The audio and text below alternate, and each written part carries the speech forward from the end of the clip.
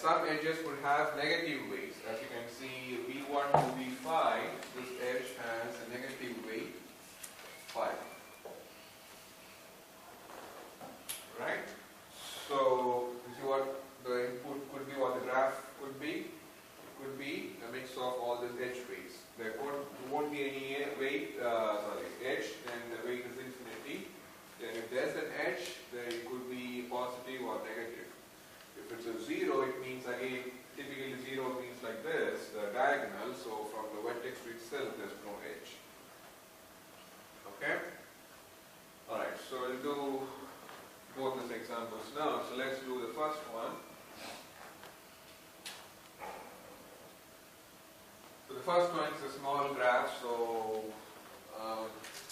we could represent the edge weights on the graph itself. So we have V1, 2, V3, V4. So we capture this as a matrix. So from V1, we have an edge 2, V3 only. It's a directed graph. So we have edges like this.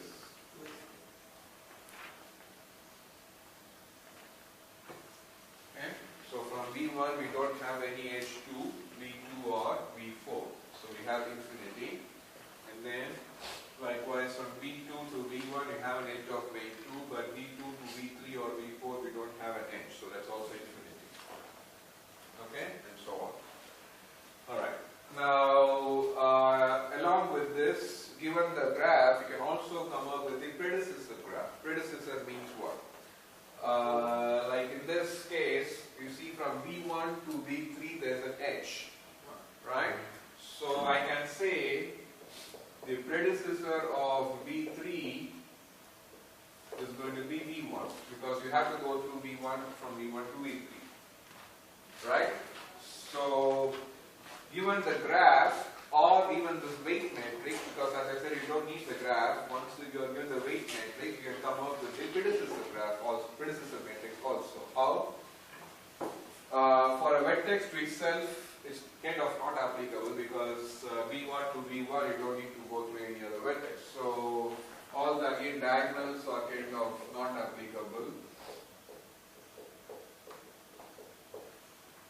And V1 to V2 is given as infinity. So what it means by V1 to V2 infinity? No edge from V1 to V2. So even in that case you don't have a predecessor. So you can also have not applicable for everywhere you have an infinity, right? So that's how you fill up this predecessor matrix. Then V1 to V3, there is an edge of weight 3. That's like this. So what is the predecessor? It is V1 itself to start with. So you put V1 as the predecessor from V1 to V3. Similarly, from V2 to V1, there's an edge of weight 2. So the predecessor is going to be V2 itself. Then V3 to V2, there's an edge, so V3 is the predecessor. Similarly, for this, there's a V3 is the predecessor. Then V4 to V1, there's an edge, and this is the predecessor. So that's how you come up with the predecessor matrix. So given the weight matrix, you can come up with the predecessor matrix. So those are the two initial matrices that you need to have to start doing things. So once we set up these two, then you can go through the iterations. So what is end of logic? In each iteration will take vertices up to that iteration number. So in iteration 1, we'll see whether you can go through V1 as the intermediate vertex. So that's why I highlighted here the column and row for V1 to come up with the matrix for iteration 1. So we need to come up with these two matrices based on these two matrices. Okay, so that's what we're going to do. So the way to do that is, we are going to look at column, row and V1 and column for V1. Okay, and again, what is the general principle? We are going to see, we can reach, so this is basically before iteration 1, right?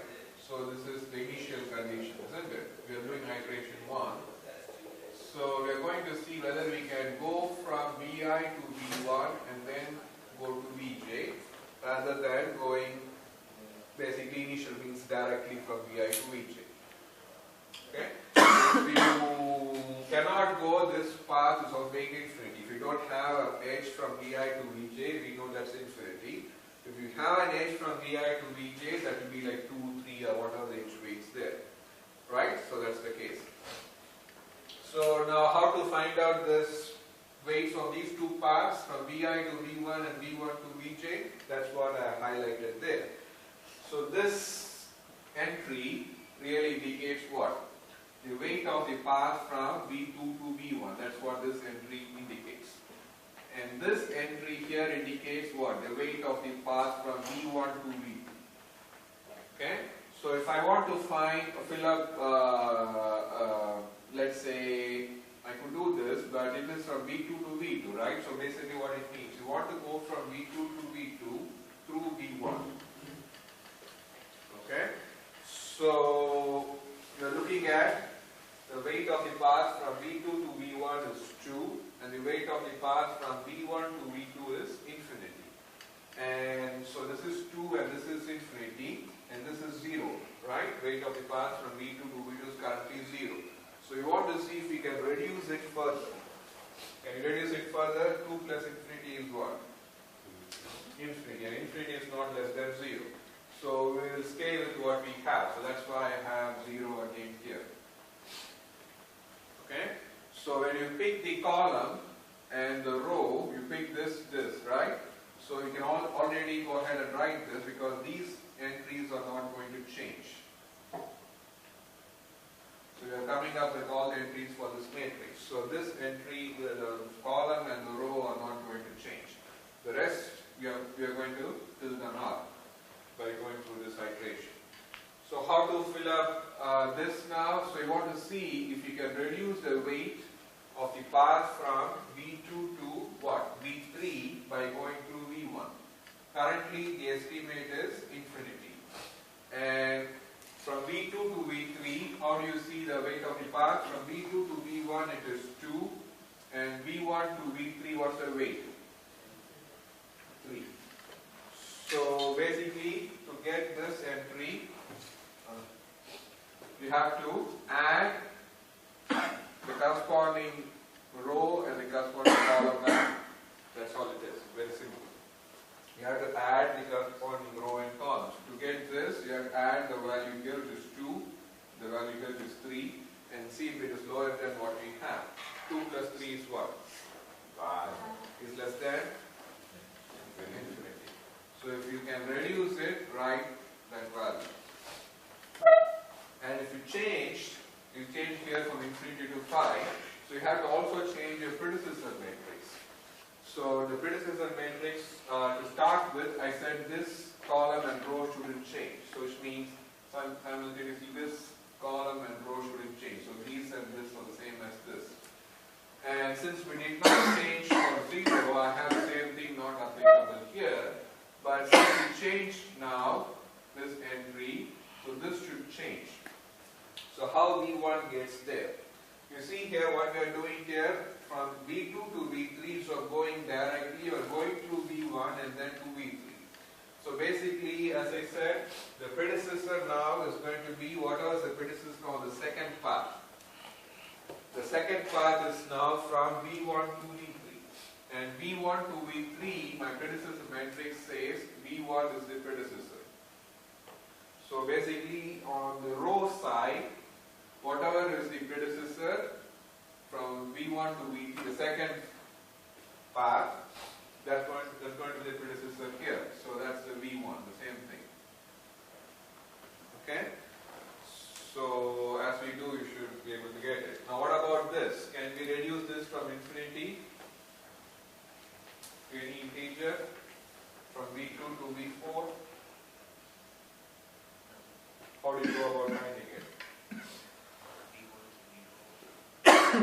We want to find whether we can reduce this. What is this? This is a path from V2 to V4. That's the matrix, right? So how do you determine that? The corresponding row and the corresponding column. So the corresponding row value is 2, and then this is infinity. So 2 plus infinity is? Infinity is not less than infinity. So you stay with whatever you have. So why I highlight the first row and column? Because we are trying to go through iteration 1 where V1 is only as a vertex. Okay, infinite vertex. So what about this?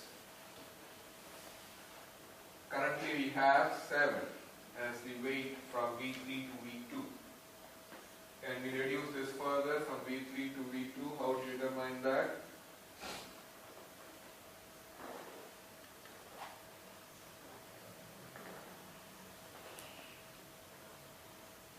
What two entries you will add? This is entry, and so the corresponding row and column. Huh? Infinity and infinity is what? Infinity. Right. So you cannot reduce this, right? So you just write the same thing, the 7. The 7 is given there. Okay? And so you cannot change means write the same predecessor whatever you have, which is V3. Then this is a 0. So this is from V3 to V3. So you can even write all the leading diagonals. You cannot reduce it, but you can check if you can reduce. You may want to check it because there could be some negative cycle. But let's see. V3 to V3 is going to be infinity plus what? Did everyone get it? I want to change if I want to reduce this 0, right? So how do you check that?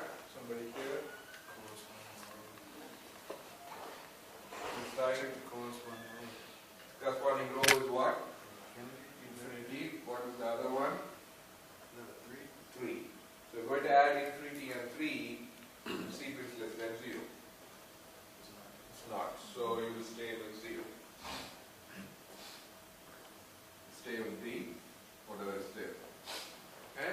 And then what about this 1? You will check what? Infinity and infinity, that's infinity again, so it stays with 1. Okay, so let's do the last one. So I want to see if I can reduce this from infinity to something. 6 and infinity. Huh? 6 and infinity. 6 and infinity is? Infinity. So it stays with the same thing. What about this? 6 and 3. Somebody from this side? 6 and 3 is 9. So I can change this to 9, right? What about the predecessor? Yeah, but once you change one, make sure you change the predecessor matrix also simultaneously. Okay, so you change this to 9, right? So what should be the predecessor here? Why you chose V1? Because this row, right, the corresponding thing we have here is V1. So that should change to V1. So make sure you change that simultaneously, otherwise don't forget it. What about this? 0, V4 to V4 is 6 plus infinity, so that is infinity. It's less than 0? No. So it stay with 0. Okay? So that's how you finish the first iteration. So repeat this for all the iterations, but now the second iteration, what will you do? Second one, you have to pick V2 as the possible intermediate vertex. So you have to select the second row and second column. That's only difference. So which means the third here, the second row and column is going to come up with the same thing to start with. So the only thing you have to do is fill up the rest. Okay? So you can fill up the second row and column. So the predecessor matrix will also be second row and column will not change. So the only thing you have to fix is the other entries. Okay? So how do you go about filling the others? I want to fill this to see if I can reduce from 0 to further. How will you check it? Yeah, so look at this. So you can highlight the row and column to make it easy. So if I want to see this, which two things you will add and to find out? V2 to V, so the corresponding row and column, which means this. So this is a path from what? V1 to V1. We are trying to go through V2. So V1 to V2 is infinity, and V2 to V1 is 2. So basically adding the row and column value, 2 plus infinity is infinity, not less than 0. So it stays whatever you have, and the not applicable is again repeated. And then this is a 3 right now, so what will you do to check if you can reduce it? What two things you will add?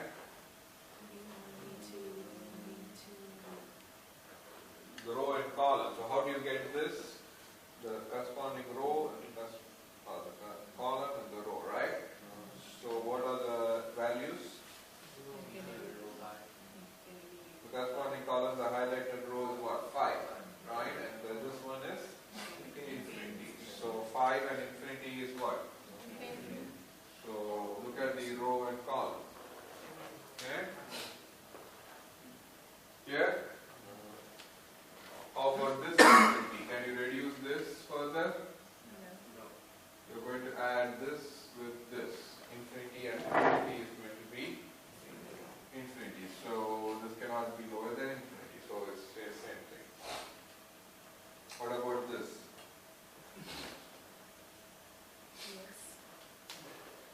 What is the value? Right. 2 plus 7 is 9, less than infinity. So what will be the corresponding predecessor entry? How do you get that V2? Because of the row. So for the predecessor, when you change, always look for the corresponding row. So this 2 came from this V2. So that's why we have now this also V2. Okay? So the predecessor, always look for the row. So this 2 plus 7 was 9. And so the corresponding entry here is V2. Okay? So that's why it is also V2. And it is a 7 here. That's the row and column. So what about the 0? Can you reduce this?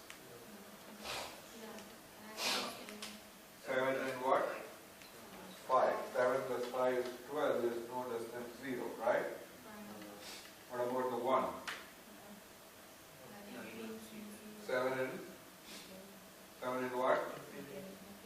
Infinity, and it's not less than 1. What about the 6? What about the 9? 5 and infinity, not less than 9. What about the 0? Right. So if you don't change, let's just write the same predecessor value. So make sure you write the same predecessor values to continue further. Okay, so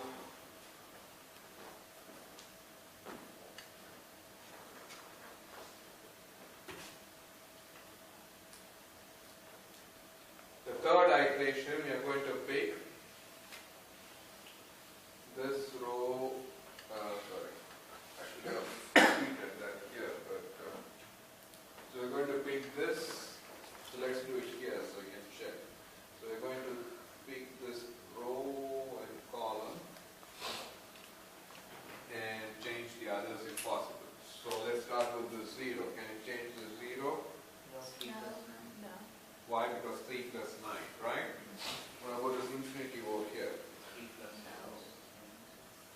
Somebody else? Can you change it or not? Yes. Yes, you can change it to 10 instead of 2. The corresponding value here.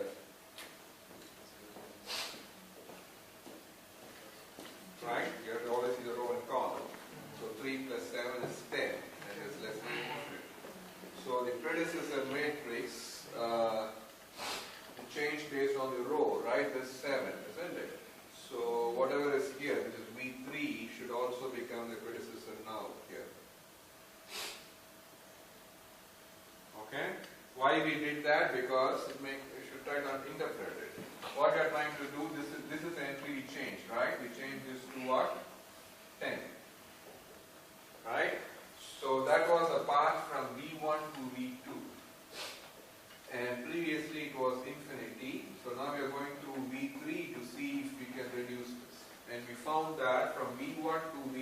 path weight is V1 to V3, the path weight is 3, and V3 to V2, the path weight is 7. Right? So that's why 3 plus 7 is less than 10, less than infinity. So we decided to go through V3. And so on this path from V3 to V2, what is the predecessor? From V3 to V2, what is the predecessor? That is given by that matrix. From V3 to V2, the predecessor is V3 itself. So we're going from V1 to V2, we have to use the same predecessor from V3 to V2, and that is V3. So that's why I use now from V1 to V2, the predecessor is going to be V3 itself. Okay? So what about then, this is changed to 10. What about the infinity here? Change to 4. And the predecessor is going to be V3. Right? Because it came from that row, so that is V3 there. Right? What are the entries here? Okay? Clear? Can reduce this 2 further? No. Why? Because It's 14. 5 and 9 is 14. What about the 0? 7 and 5 is 12. What about this infinity? Yes. 5 plus 1 is 6, less than infinity. So the predecessor should also be whatever is here, is V3. Okay? Then what about the 6? Keep it as it is. What about the infinity? 16. And now the predecessor should be again this one, because it's a row. Looking at the row, this is V3 here. So that should be the same value. What about the 0 over there? Why? 1 plus 9 is 10. So that's what I have here. Okay? And corresponding predecessor matrix. So now let's do the last iteration. Going to V4, so the row and column. So this won't change. What about the 10? Why? Huh? 16 plus 4 is 20. And what about the 3? 9 plus 4 is 13. Right? What about the 2? Okay. What about 5? 6, somebody else. 6 plus 9 is 15. What about the 9? Somebody from this side. The 9. Okay. 6 and 1 is what? You can reduce this to 7. So what should be the predecessor? Whatever it is. Whatever you did, what? 6 and 1, right? So it came from. So basically, you're trying to do what? V3 to V4. Sorry, V3 to V1, right? So V3 through V4 through V1. So instead of going from V3 to V1 of weight 9, you're going to V4 and then going to V1. So you should look for the predecessor in this from V4 to V1. So that is V4 to V1, the predecessor is V4 itself. You see how to look for the predecessor? On the second path from V4 to V1, the predecessor is what we are going to use. So you can look for the row, but just to make sure that you are interpreted correctly. So V4 is also V4 now. Previously it was V2, which means V2 was on this path from V3 to V1. V3 you go to V2 and then to V1. And that path weight is 9. So we are no longer going to go through V2 from V3 to V1. We are going to go through V4 and then V1.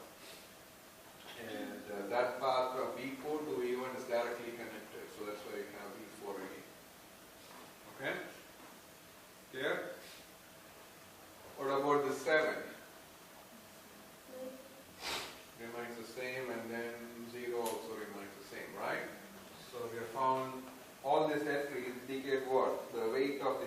path between any two vertices. So, like V3 to V1, the shortest path is of weight what? V3 to V1, 7. Okay?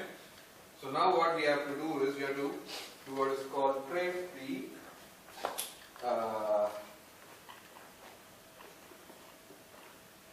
paths based on the predecessor matrix. So I have worked out some examples here. From V2 to V4. So you want to find a path from V2 to V4. The path we always indicate, say, in a wavy line. So how to find the path from V2 to V4? From the predecessor matrix that we have here, the final predecessor matrix. What it says, V2 to V4, the predecessor is V3. So which means, at least we know before V4, V3 should be there. That's what this entry means. V2 to V4, the predecessor is V3. So you have V2 to, we are still not sure if they are directly connected. What we have found is the predecessor from V3 to V2. What about now from V2 to V3? Go ahead and do V2 to V3 says what? V1. So which means V2 to V3, the predecessor is V1 for V3. So now we want to find from V2 to V1 whether they are directly connected or not. Are they directly connected? Because it says V1, V2 to V1, the predecessor is V2 itself. Right? So which means they are directly connected. From V2 to V1, the predecessor is V2 itself. So we know the path weight from here. You want to find from V2 to V4, the path weight is what? 6. And you can cross check. How do you cross check? Sum of all these edge weights have to be 6. That's what we have found. You are given the original graph, right? The original graph has all those edges. V2 to V1 is of weight what? Somebody, V1 to V3? V1 to V3, what's the edge weight? Huh? Huh? 3. V3 to V4? 1. They add up to 6. They should add up to 6. Right? So that's how you can cross check. 2 plus 3 plus 1. And how I say it is 6? Because that's what we have found. The final matrix says what? V2 to V4, the weight of the path is 6, the shortest path weight. Alright? So let's do one more. From V4 to V2, just the other way. So you look for which thing? V4 to V2, what's the path weight? V4 to V2. V4 to V2. When I say V4 to V2 means look for the row V4, column V2, 16. So that's the path weight. So now we have to trace the path. Trace the path means find the actual path. So we want to find from V4 to V2. What is how we trace? Look at the predecessor matrix. What does it say? V4 to V2. V3 is the first, from the last vertex. This is the intermediate stop. Then V4 to V3, what does it say? V1.